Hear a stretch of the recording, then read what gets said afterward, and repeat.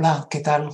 Vamos a ir viendo este curso sobre ecumenismo y vamos a empezar de un modo, digamos, un poco empírico. Vamos a empezar con una especie como de quiz show para ver un poco en qué consiste esto del ecumenismo. Tenemos ahí en la pantalla, pueden ver algunas fotos y tendríamos que adivinar quiénes son los protagonistas. Creo que uno lo tendrán bastante claro, es el que está vestido de blanco, que aparece en las tres fotos de arriba, y ahí tenemos en primer lugar con el patriarca de Constantinopla, en la izquierda. Después en el centro lo vemos al Papa Francisco con un obispo luterano, esas lengüetas típicas son propias de un obispo luterano, y después a la derecha parece que hay pues unos pastores evangélicos o pentecostales con los cuales el Papa Francisco ha tendido puentes a lo largo de su pontificado. Bien, como a lo mejor pueden saber, abajo, quien está es precisamente el cardenal Kurt Koch, que es el actual prefecto del Pontificio Consejo para la Promoción de la Unidad de los Cristianos. Como suelen decir los periodistas, el ministro de Exteriores, aunque no tan exteriores porque los demás cristianos pertenecen también a la Iglesia, como vamos a ir viendo en este curso. Bien, seguimos con nuestro concurso. Aquí vemos en primer lugar algunos personajes vinculados a la Facultad de Teología de la Universidad de Navarra. Tenemos a Jutta Burggraf, de origen alemán, que enseñó durante bastantes años ecumenismo en la facultad. Y después tenemos al profesor Pedro Rodríguez, ya profesor emérito, que es quien empezó la andadura con los estudios ecuménicos en esta facultad. Y después al profesor José Ramón Villar, pues recientemente fallecido, y al cual queremos ofrecer como homenaje este pequeño curso de introducción, ¿no? Para este curso vamos a seguir el manual Goiret blanco, publicado en la editorial Palabra, y que se titula Llamados a la Unidad, Teología Ecuménica. Este libro se encuentra en Google Books, y entonces ahí también se puede consultar. Bien, tenemos que empezar por las malas noticias. Y las malas noticias es que hubo una serie de divisiones a lo largo de la historia de la Iglesia y por lo tanto la Iglesia está dividida. La unidad del cuerpo de Cristo está herida. Podríamos decir que Dios quiso la unidad, tal como comunicó en el discurso sacerdotal de la última cena, que todos sean uno, como tú, en mí y yo en ti. Sin embargo, los pecados de los hombres provocaron las sucesivas divisiones. Entonces, el ecumenismo, como vamos a ir viendo, es el intento por parte de la Iglesia, por parte de los cristianos, de recuperar esa unidad primigenia que Cristo entregó a su Iglesia. Por lo tanto, lo primero que tenemos que ver es que hay un escándalo que produce una división.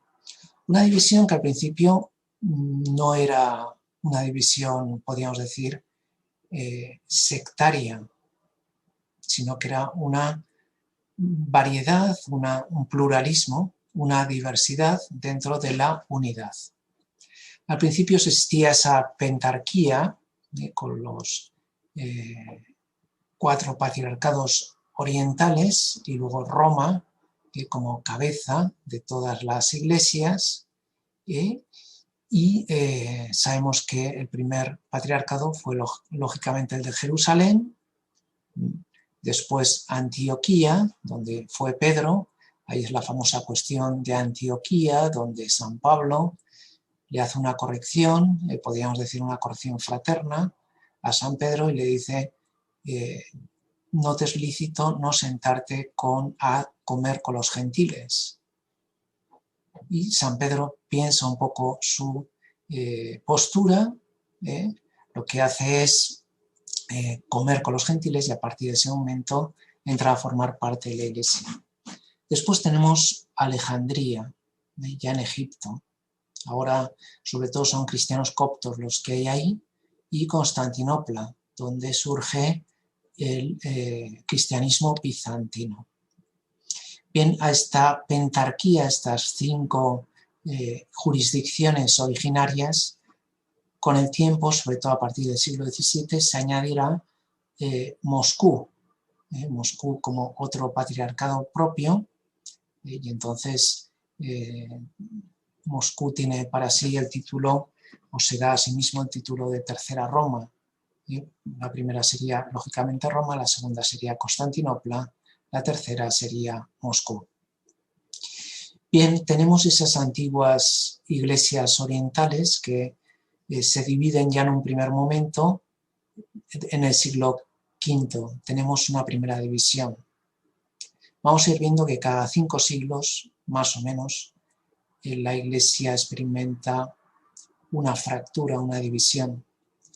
La primera es por las tendencias monofisitas y nestorianas, que hacen que algunas iglesias orientales se separen de lo que después vendrá refrendado por el Concilio de Calcedonia, donde se afirman las 2 naturalezas en la unidad de la persona de Jesucristo.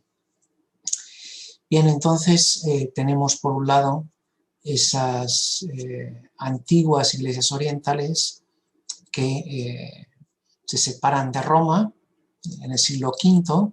La verdad es que son comunidades más bien pequeñas y que poco a poco irán propiciando lo que ocurrirá otros 5 siglos más tarde, en 1054, como sabemos, por la cuestión del filioque, que pensaron que era una cuestión vinculante, y por lo tanto Roma y Constantinopla se excomulgaron recíprocamente, produciéndose lo que se llama el cisma de Oriente.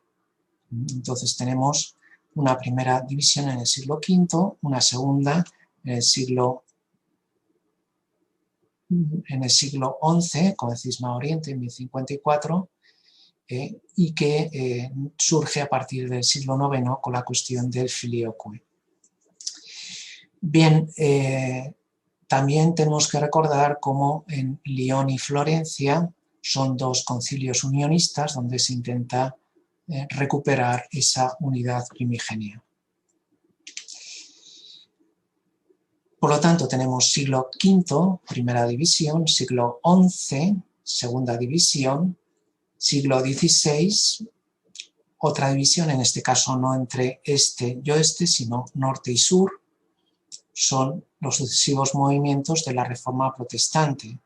1517, Lutero rompe con Roma, 1529 va a ser Calvino y 1536 1529 va a ser Zwinglio, 1536 Calvino, y luego 1534 va a ser el cisma anglicano, cuando Enrique VIII rompe con Roma.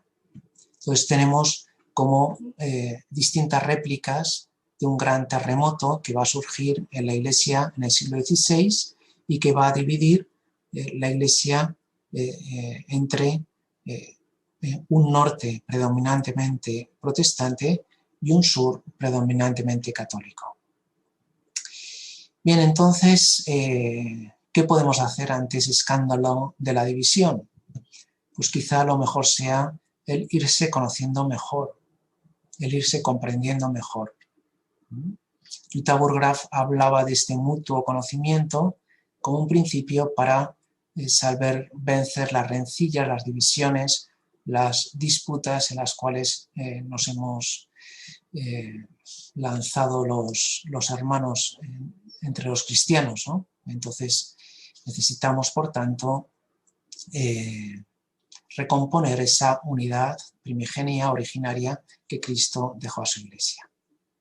Bien, vamos a ver, para ver que no todos son malas noticias, un pequeño vídeo en el cual se explica precisamente esto, ¿no? Cómo hay una serie de crecimientos, de crecimiento continuo de la Iglesia. O sea, a pesar de que podría parecer que la Iglesia ha estado continuamente dividiéndose, lo curioso es que también al mismo tiempo la Iglesia ha seguido creciendo. Aquí en este pequeño esquema, a lo largo de los siglos, vamos a ver cómo el cristianismo se va extendiendo poco a poco. Jerusalén, Asia Menor, que es donde nace el cristianismo. El cristianismo llega a Europa y norte de África. Se va extendiendo, se extiende por toda Europa y también por el este de Europa, por Oriente. Decrece por la presencia del Islam en el norte de África, y sin embargo sigue creciendo también por el este de Europa. Llegan las cruzadas y parece que el cristianismo se ha detenido. Vuelve entonces a retomar un cierto impulso cuando se lanza hacia América. El cristianismo se expande por América, por África, por Asia, por Oceanía. Y por lo tanto las viejas naciones cristianas de Europa difunden el cristianismo en sus distintas confesiones, en sus distintas modalidades por todo el mundo. Así que, a pesar de lo que podría parecer al principio, el cristianismo ha seguido creciendo y creciendo a lo largo de los siglos, ¿no? Bien, el problema es que no hay una versión uniforme del cristianismo. Siempre se cuenta la famosa anécdota de la conferencia misionera de Edimburgo del año 1910, cuando de repente se levantó ahí un asiático precisamente, y ante esos cristianos de distintas confesiones había anglicanos, sobre todo había ortodoxos, había protestantes, había algún católico como observador, y de repente aquel oriental se levantó: vosotros nos habéis traído el cristianismo en nombre de Jesús, y os estamos agradecidos, pero nos habéis traído también las divisiones. Por favor, anunciarnos a Cristo, pero no nos anunciéis vuestras divisiones. Esto es de lo que va el ecumenismo. Vamos a ver tan solo como muestra lo que ha ocurrido en Europa, también porque va a tener un efecto, digamos, en cadena, ¿no? Va a proyectarse también a otros continentes, ¿no? En primer lugar, vemos cómo al oeste está la Iglesia ortodoxa, no unida a Roma, mientras en Occidente quedaba la Iglesia católica. Cuando en el siglo XVI vienen las diferentes reformas, primero la luterana, el norte, es decir, Alemania, los países bálticos, los países escandinavos, se convierten a la versión luterana del cristianismo. Después tenemos el calvinismo, que nace en Suiza, pero después va a dirigirse hacia Holanda y después a Escocia. Esto va a ser importante porque después en la versión, digamos, anglófona, se va a trasladar a los Estados Unidos de América, ¿no? Y por otro lado tenemos el anglicanismo, donde el Reino Unido queda igualmente separado de Roma. Como resultante tenemos que Europa se divide entre un este ortodoxo, después un oeste católico, y a su vez en este oeste católico se divide entre un norte protestante y un sur predominantemente católico. Este esquema es interesante porque después se va a trasladar a América, es decir, vamos a tener, como en Estados Unidos, hay una mayoría predominantemente protestante, mientras en América del Sur será mayoritariamente católico. Esta situación ha ido cambiando con el tiempo porque, en primer lugar, tenemos más protestantes en América del Sur, mientras al mismo tiempo la Iglesia Católica ha ido creciendo también en Estados Unidos. O sea que tenemos una visión, un panorama un tanto variopinto, variado, donde hay divisiones y hay una cierta unidad, porque todas estas confesiones cristianas anuncian el nombre de Cristo como Hijo de Dios y un Dios en tres personas, pero por otro lado hay diferencias confesionales que no podemos olvidarnos, ¿no? Vamos a poner un ejemplo simplemente en ámbito alemán, se podría hacer de otros países, para situarnos un poquito, ¿no? Bien, ¿cómo va surgiendo poco a poco esta teología ecuménica? Bueno, pues surge, en primer lugar, a partir de un momento negativo. En el siglo XVI lo que había sobre todo era la teología de las controversias, donde podemos ver a Roberto Bellarmino o también otros Cocleus o Reimarus en ámbito protestante, que lo que hacen es marcar claramente las diferencias entre católico y luteranos o protestantes. O sea, es una teología en tono polémico, en tono de división, lo cual tiene la ventaja de que nos ofrece una cierta claridad sobre la situación de cada uno, pero por otro lado también requiere un proceso de profundizar en las raíces comunes. Bien, dentro del ámbito protestante hay dos fenómenos que van a marcar la historia de Occidente, que son el pietismo. Tenemos como, por ejemplo,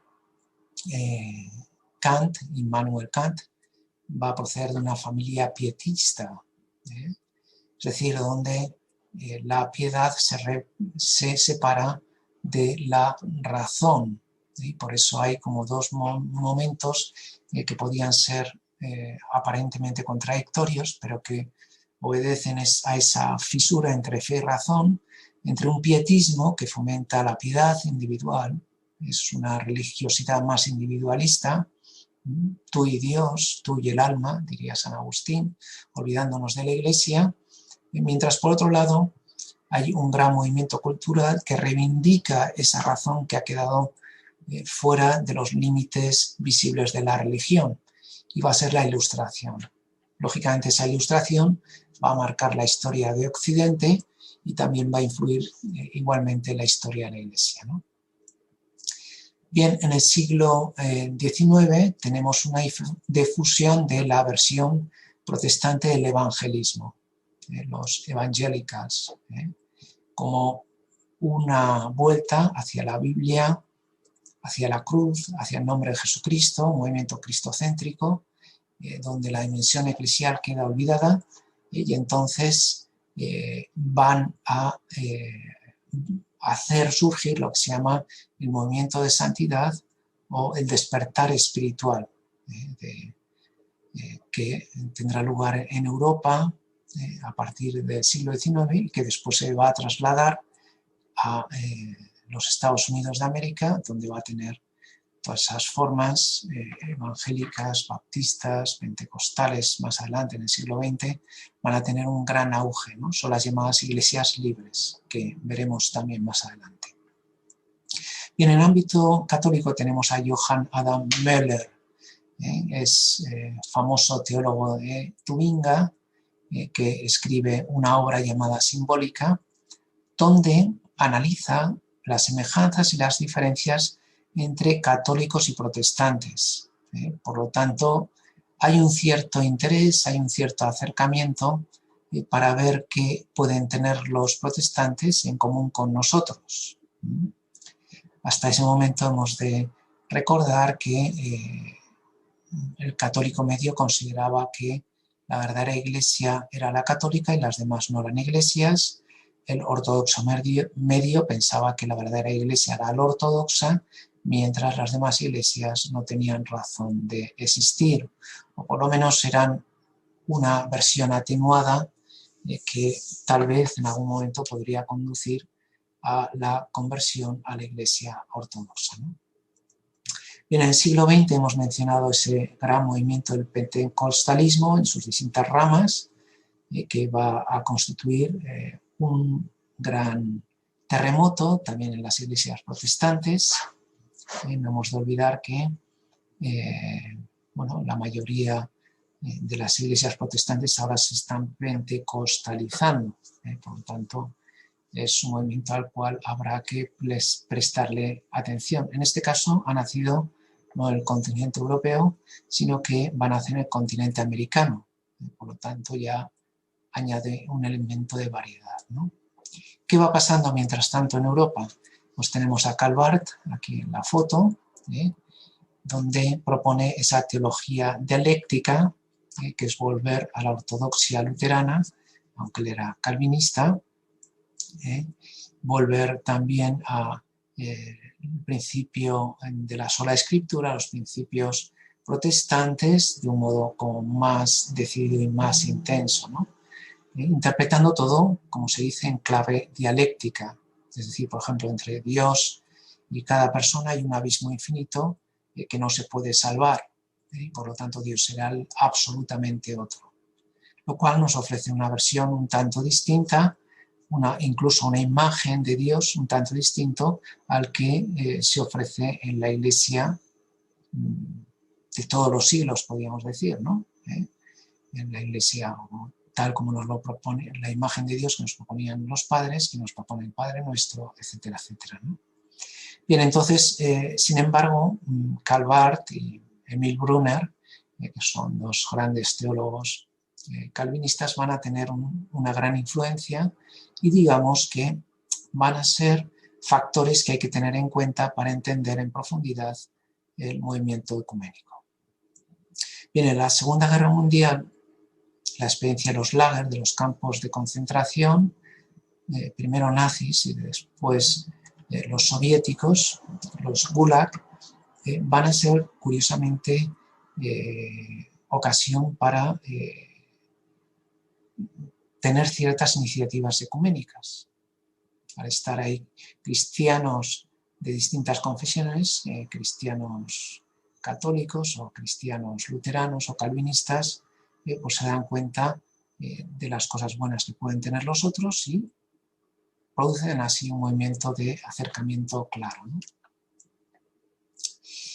Bien, y entonces surge esa necesidad del perdón y de la conversión. O sea, el movimiento ecuménico, va a decir la Unitatis Reintegratio, el Concilio Vaticano II, tiene sentido cuando, en primer lugar, hay oración, la oración engendra el perdón, y el perdón, una vez que ha sido también recibido, mueve a la conversión. Por lo tanto, tenemos como ese ecumenismo espiritual, que es el alma de la teología, el principio del ecumenismo espiritual, que es el alma de todo el ecumenismo, como esa conversión va a propiciar el acercamiento entre los cristianos. Aquí tenemos a Pedro y Pablo haciendo las paces, pidiéndose recíprocamente perdón, porque desde un primer momento, dadas las distintas personalidades, pues ya había movimientos, digamos, con distintas tendencias. Y a pesar de que Pedro y Pablo tenían distintas sensibilidades, Pablo tiraba más hacia lo griego, tenía una experiencia vital distinta, pero el papel de Pablo fue vital para difundir la Iglesia a todas las naciones, hasta los confines del mundo, ¿no? Y en ese sentido, ese abrazo entre Pedro y Pablo, entre el centro y la periferia, podríamos decir, es lo que permitió a que la Iglesia fuera efectivamente católica. En la Iglesia cabe la unidad y la diversidad. Así como en la Trinidad hay unidad, un solo Dios, sin embargo también hay una diferencia, una diversidad en tres personas distintas, ¿no?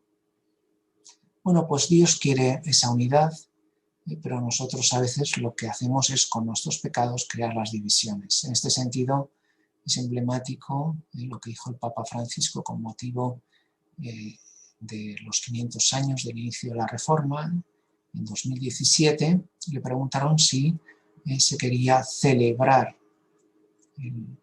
la ruptura de Lutero con Roma. Entonces el Papa dijo, hombre, se puede conmemorar porque es un acontecimiento histórico, pero celebrar la división, celebrar un pecado, eso no es lo más adecuado, ¿no? Entonces hemos de darnos cuenta de que la unidad la da Dios, la quiere Dios, la pide Dios, y que nosotros con nuestros pecados somos los que creamos esas divisiones, ¿no? Bien, y es curioso cómo durante todo el siglo XX y el siglo XXI todos los papas han llamado a esa unidad.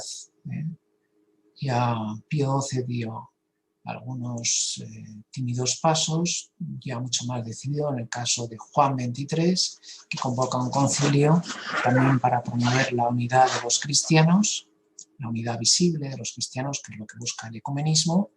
Después Pablo VI va a tener algunos gestos importantes como el abrazo con Atenágoras o al final del concilio el levantamiento de las excomuniones recíprocas. Juan Pablo II, por supuesto, promoverá continuamente esas iniciativas ecuménicas, tanto con ortodoxos como con otras confesiones cristianas. Benedicto XVI va a tener importantes aportaciones tanto en la teología como en los gestos, que son importantes en esto del ecumenismo, y el Papa Francisco podemos ver cómo continuamente está haciendo este llamamiento a la unidad y cómo tiende continuamente la mano, cómo tiende puentes con cristianos de otras confesiones. Tiene sus amigos evangélicos y pentecostales que suponen un reto al ecumenismo actual. Bien, vamos a ver brevemente este pequeño vídeo porque nos sirve también para explicar el concepto de ecumenismo.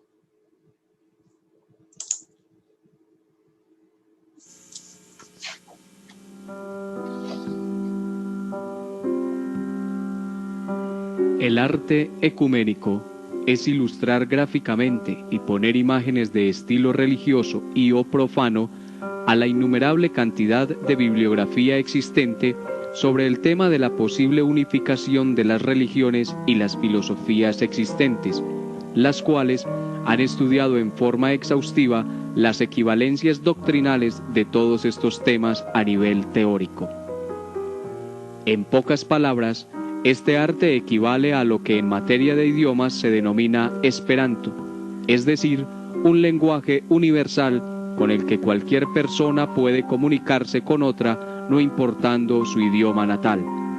Es un ejercicio didáctico e intelectual para mejorar la comunicación y facilitar las posibilidades de diálogo entre personas pertenecientes a diferentes credos. Por esta razón, vemos que el arte ecuménico intenta crear una conciencia sobre la unidad esencial de todas las religiones en medio de la diversidad existente de formas, rituales y doctrinas en cada una de ellas. Se trata, pues, de respetar las creencias ajenas, fomentando la tolerancia en medio de la diversidad. Bien, pues evidentemente, como se puede imaginar uno, el ecumenismo del cual estamos hablando es distinto del cual se habla en el vídeo, por dos motivos. En primer lugar, porque el ecumenismo se refiere a otros cristianos, es decir, o bien ortodoxos, o bien anglicanos, o bien protestantes, en su unidad con la Iglesia Católica, y después porque no se trata de una especie como de mezcla, de sincretismo, de unir una imagen de Vishnu con Shiva, con Jesús, con Mahoma, sino que se trata de confesar conjuntamente el nombre de Jesucristo como nuestro Salvador, como el Hijo de Dios hecho hombre, y después de anunciar o descubrir y predicar esa unidad en la Trinidad de personas. Digamos que los dogmas cristológico y trinitario son los constitutivos de este movimiento ecuménico. Por lo tanto, el origen será la Iglesia fundada por Cristo, en Cristo, como cuerpo de Cristo, como casa del mismo Cristo, de ahí viene ecumene, oikos, casa. Es curioso porque casa, ecumenismo, economía, ecología, tienen raíces comunes en esa palabra oikos, la casa. Por lo tanto, entender la Iglesia como casa de Dios, como casa de Cristo, que debe alojar a todos los cristianos, pues es importante, ¿no? Y que el origen está en la Trinidad, como dice el capítulo 1 de la Lumen Gentium, es decir, entender la Iglesia como pueblo de Dios Padre, como cuerpo de Cristo, como esposa del Espíritu Santo, ¿no? Y entonces, en ese sentido, necesitamos partir de ese origen común de la Iglesia a partir de la Trinidad y dirigirla hacia todas las personas, Ecclesia pro hominibus. Es decir, son como las dos dimensiones de la comunión, una dimensión ascendente, la comunión de los hombres y mujeres con Dios, con toda la Trinidad, y después de los hombres y mujeres, de los cristianos y cristianas entre sí. Por lo tanto, tenemos esos dos brazos que promueven esa unidad. Bien, también hemos de recordar que cuando hablamos de ecumenismo, la unidad de la que estamos hablando es visible, sensible y social. No estamos hablando simplemente de la unidad espiritual, la unidad entre nuestros corazones, sino también una unidad visible en la común confesión de la fe, una unidad visible en la celebración de los mismos sacramentos, una unidad visible en la cual formamos parte de un mismo pueblo de Dios y estamos bajo los mismos pastores, ¿no? Entonces, en ese sentido, esa unidad va a ser una unidad visible. Entonces, esa unidad la tenemos que recordar con las imágenes de la Iglesia. La Iglesia es la casa de Cristo, la Iglesia es el cuerpo de Cristo y nosotros somos sus miembros, Él es la cabeza y la Iglesia es la esposa de Cristo. Vemos ahí a la derecha, ¿no? Como esa imagen que utilizaban también los padres, ¿no? Cristo es el sol, solo es Él el Hijo de Dios, solo Él es nuestro Salvador. Y la Iglesia es la luna que refleja la luz del sol. Es decir, ese Mysterium Lunae lo que explica es que la Iglesia está en función de Jesucristo y que lo único que hace es ampliar, difundir esa salvación que solo nos puede venir a través de Cristo. Entonces, el entender rectamente la Iglesia no como una institución humana, como un club de amigos o una ONG, por decirlo en términos coloquiales, una estructura puramente humana, sino verla como en relación con Cristo, porque es el cuerpo, es la esposa de Cristo, entonces nos ayudará a entender que ahí caben todos los cristianos, aunque también se puede estar más o menos cerca del corazón de Cristo, dependiendo de las disposiciones interiores y también de los medios de santificación y eclesialidad que haya. Por eso tenemos que decir que el Concilio Vaticano II, en su capítulo 3, habla de iglesias y comunidades eclesiales. O sea, es decir, las verdaderas iglesias son aquellas que tienen la sucesión apostólica, es decir, que tienen el verdadero sacerdocio, que tienen el verdadero episcopado, que tienen todos los sacramentos, por tanto, también la Eucaristía. Claro, si la Iglesia la hace la Eucaristía, eso quiere decir que es el mayor grado de eclesialidad que pueden tener, ¿no? Sin embargo, nos dice el Vaticano II, las comunidades eclesiales, sobre todo las surgidas a partir de la Reforma, han perdido alguno de esos elementos de comunión. Por ejemplo, han perdido no solo el primado, como los ortodoxos, que son verdaderas iglesias particulares, sino que también han perdido el episcopado. Y si han perdido el episcopado, han perdido también el sacerdocio, han perdido la sucesión apostólica. Y si han perdido la sucesión apostólica, han perdido la Eucaristía y la mayoría de los sacramentos. Tienen, eso sí, algunos elementos de comunión, por ejemplo, bautismo o la palabra de Dios, a la cual aman profundamente.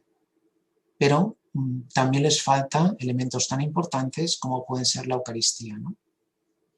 Bien, y en esas comunidades eclesiales hay también algunas que están todavía como más desmembradas, separadas entre sí, que son las llamadas iglesias libres, que ni siquiera constituyen una iglesia nacional, como son muchas veces las iglesias históricas, las comunidades eclesiales surgidas a partir de la Reforma protestante, sino que esas iglesias libres muchas veces tendrán elementos, pero en el orden jurisdiccional a veces pues no tendrán esa dimensión universal, esa dimensión católica que tiene la Iglesia como una de sus notas, ¿no?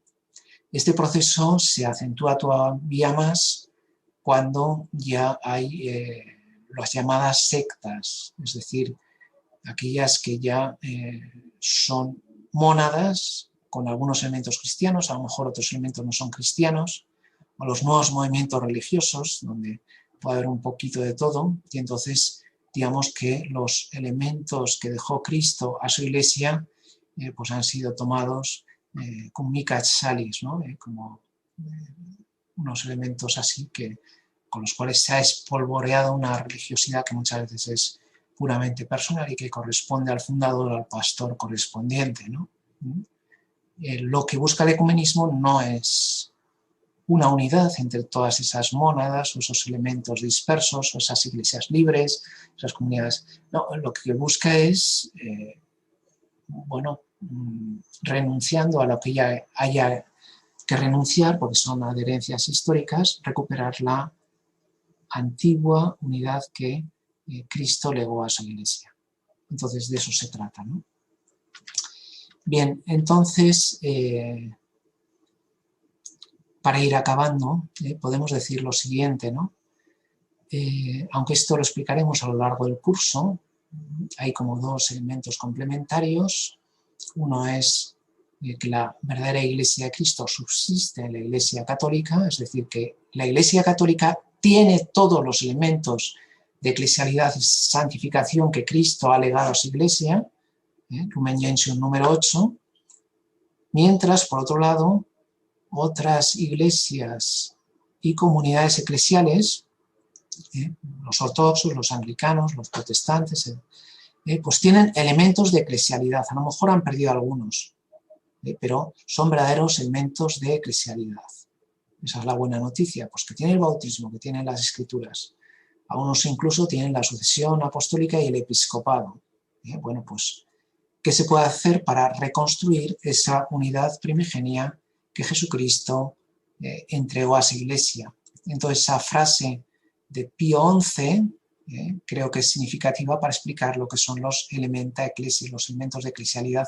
Las rocas desprendidas de una roca aurífera, una roca de oro, son también de oro. O sea, las pepitas, las pequeñas rocas que se han separado, son también de oro.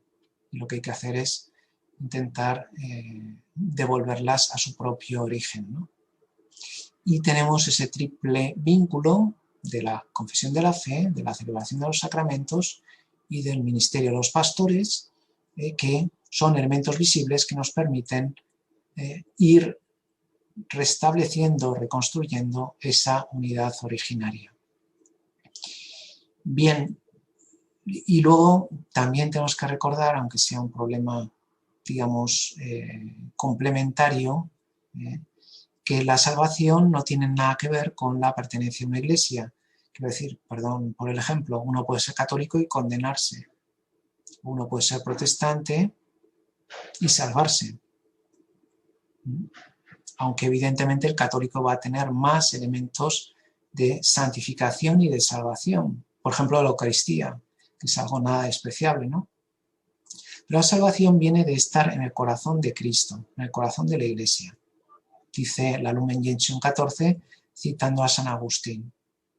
Una cosa es pertenecer al cuerpo de Cristo y otra cosa, pertenecer a su corazón, estar en gracia de Dios.